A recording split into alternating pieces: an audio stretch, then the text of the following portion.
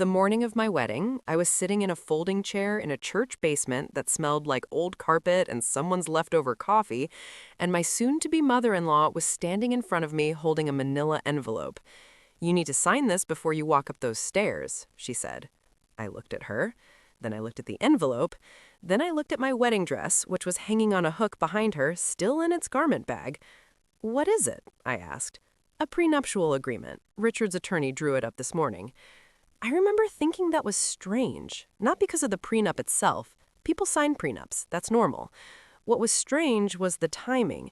We were 40 minutes from the ceremony. Guests were already seated upstairs. My maid of honor was fixing her hair in the mirror across the room. "This morning?" I said. "Yes," she didn't blink.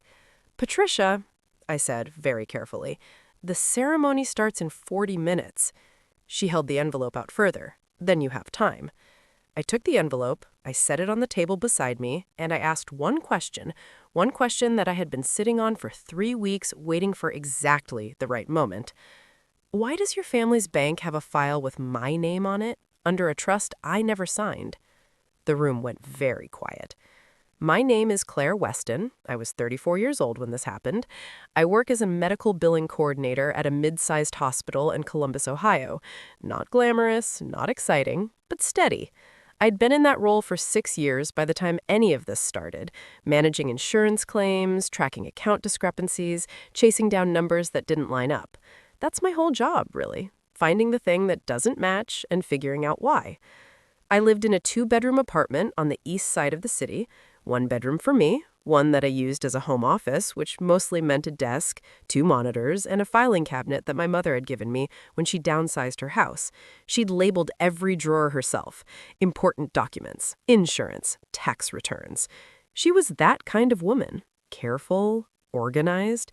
She passed that to me without ever formally teaching it. My salary was $61,000 a year. I had about $14,000 in savings, a used Toyota that was paid off, and a small investment account my father had set up for me before he died, worth roughly $38,000.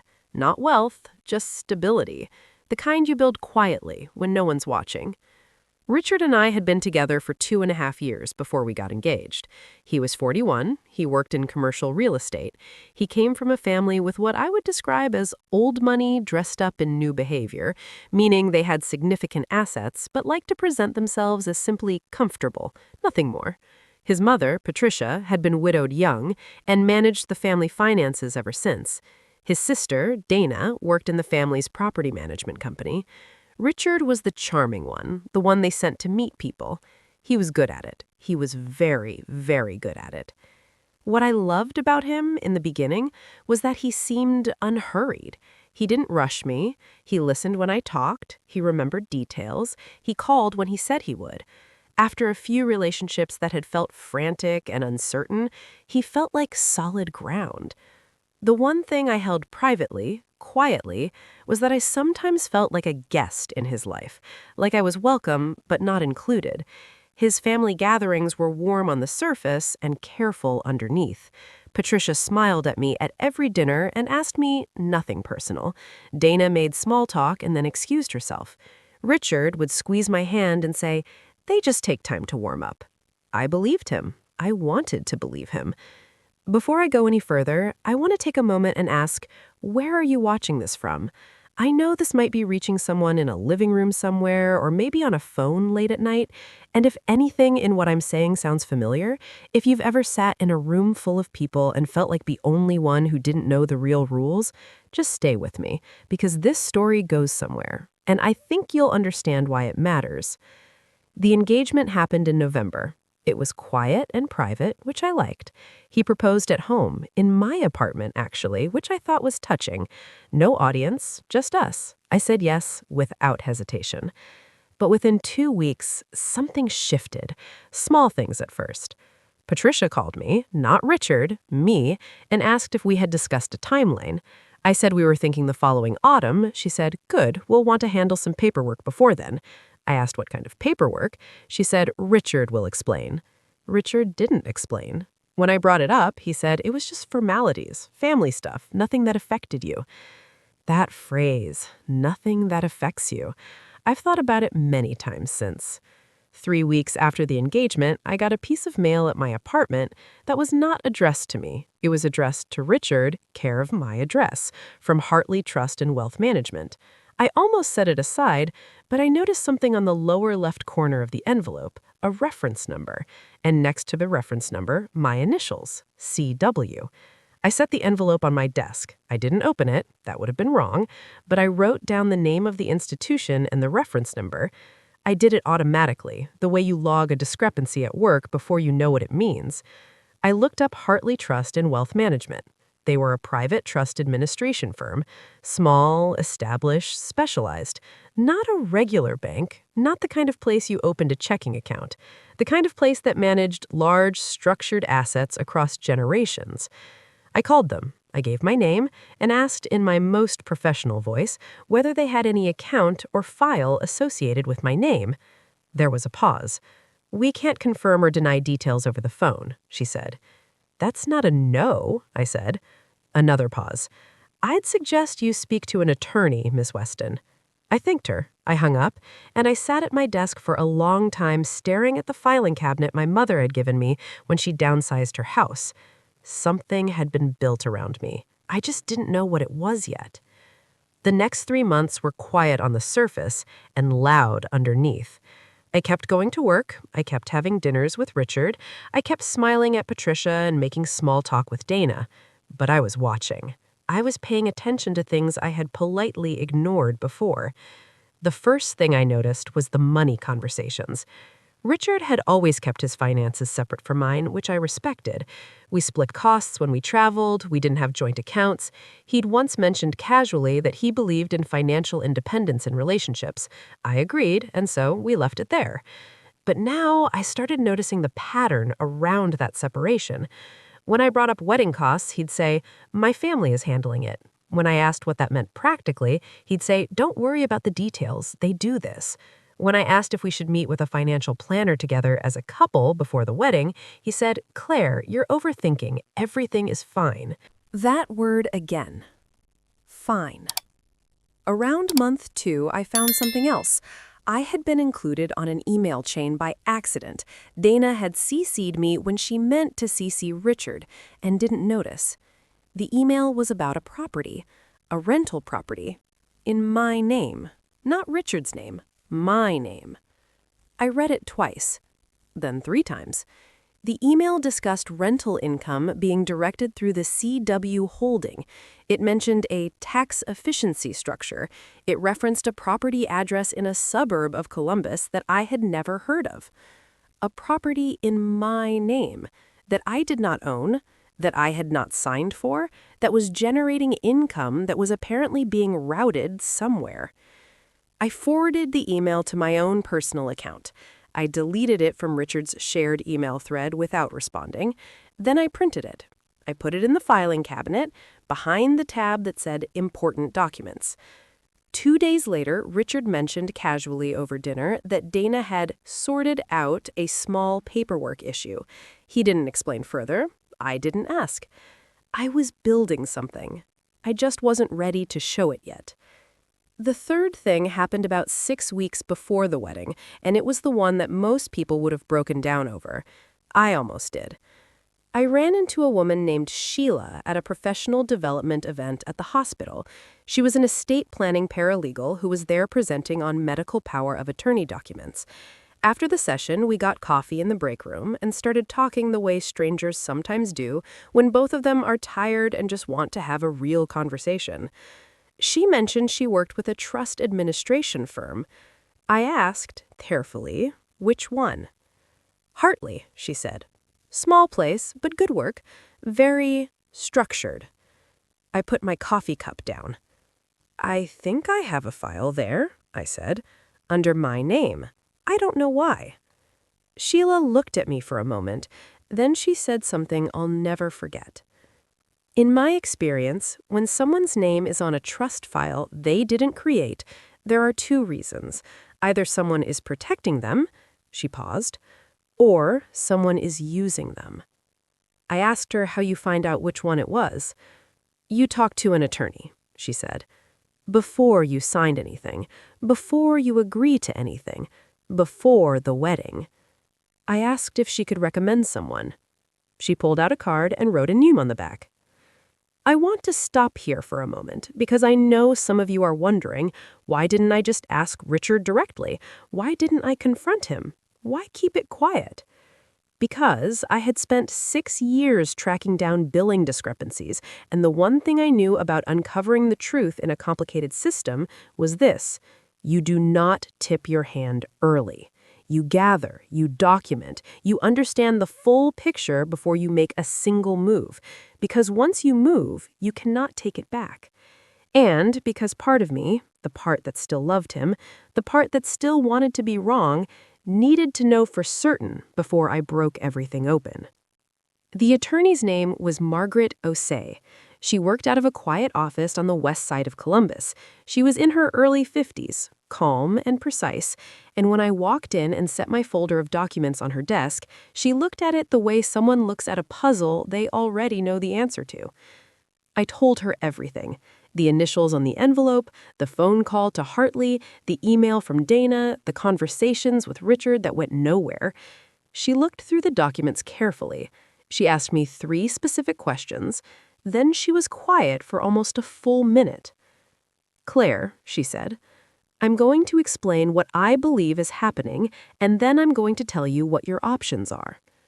She laid it out without drama. What appeared to be happening, based on the documents I'd gathered, was that Richard's family was using my identity, my name, my address, potentially other personal details, as part of a financial structure designed to minimize their own tax exposure and liability. The property in my name was real, the holding structure was real, and my initials on that trust file almost certainly meant that I had been named as a beneficiary or a managing party of some kind without my knowledge or consent.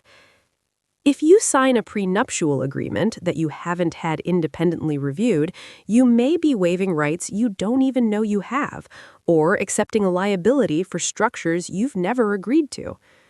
"What are my rights?" I asked. She told me. And then she helped me prepare for the conversation I needed to have. I did not cancel the wedding. I want to be clear about that. I went back home, I continued the planning, I smiled and made decisions about centerpieces and music because I needed Patricia and Richard to believe that everything was fine. That word belonged to them. Now I was borrowing it. Margaret drafted a series of requests for documentation, not threats, just formal legal inquiries directed at Hartley Trust and Wealth Management, requesting any files in which my name, initials, or personal identifiers appeared. She filed them on a Thursday. By the following Tuesday, Hartley's attorney had called her back. There were 2 files. One was a trust structure that named me as a managing beneficiary of a property holding company. One was a discretionary account in which my personal information had been used to establish residency for a financial instrument that was ultimately designed to benefit Richard's family. Neither had my signature, neither had my explicit consent. Both had been created after Richard and I got engaged. Margaret explained this to me over the phone, calmly, methodically. "What happens now?" I asked. "Now," she said, "you decide what you want to do with this information." The morning of the wedding, I got to the church early. I sat in that basement room and I went through everything one more time in my mind, not because I was nervous, because I wanted to be sure. I wanted to be completely sure that I was not misunderstanding anything, not overreacting, not about to do something I would regret. Patricia came in 40 minutes before the ceremony, with the envelope. I took it, I set it on the table, and I asked her about the trust file. The room went quiet. She looked at me for a long moment, and then she said, "Where did you hear that?" Not, "What are you talking about?" Just, "Where did you hear that?"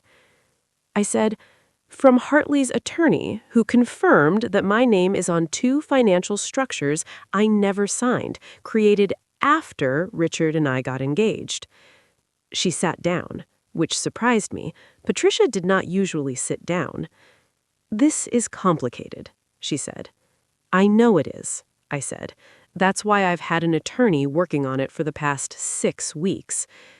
She looked at me then with an expression I had never seen on her face before. It wasn't anger. It wasn't the polite warmth she always performed. It was something closer to recognition. "The prenup was meant to protect you from the liability." "I believe you believe that," I said. "But it was drafted this morning, given to me 40 minutes before my wedding, without any time for independent review. Margaret Osei says that signing it under these circumstances, without reviewing the associated trust documents, would have waived my rights to challenge those structures." Richard should have told you sooner, she said. It was the first time she had ever, in 2.5 years, offered me anything that felt like accountability. "Yes," I said. "He should have." Richard came downstairs 10 minutes later. Someone had gone to get him. He walked in and saw the envelope still sitting on the table, unopened. He saw my face. He looked at his mother. "Tell me what's actually in the trust file," I said to him. "Not the version you were going to give me after I signed. The real version." He sat down across from me, and he told me. It took almost 20 minutes. He was not cruel about it. He was not defensive. He was quiet and honest, and I could see underneath all of it that he was ashamed. The property and the financial structures had been his mother's idea. He had gone along with it because he always went along with his mother's ideas. He had told himself it wasn't hurting anyone. He had told himself I would never know, or that if I did, it would already be legal and settled and fine. That word. One more time. "Did you ever think," I asked, "about what it would mean to me to find out that someone had used my identity to build something I never agreed to?" He didn't answer right away. And when he did, what he said was, "I thought it wouldn't matter to you." I understood then, not just what he had done, but who he actually was. I did not walk up those stairs, not that day. I asked the guests to be told that the ceremony was postponed. My maid of honor, to her enormous credit, went upstairs and handled it herself. I stayed in that basement room for another hour with Margaret, who had been waiting outside in the parking lot because I had asked her to be there, just in case, and we talked through next steps. What happened in the months after was not dramatic. It was legal and slow and unglamorous, and it went mostly the way Margaret had predicted it would. Hartley Trust restructured the holding documents and removed my name. The property was transferred back into the family corporation under Richard's name. Richard's family retained their attorneys. There was a formal resolution agreement. I signed nothing that wasn't reviewed line by line. I received no windfall. There was no headline. What I did receive was documented confirmation that my identity had been used without consent.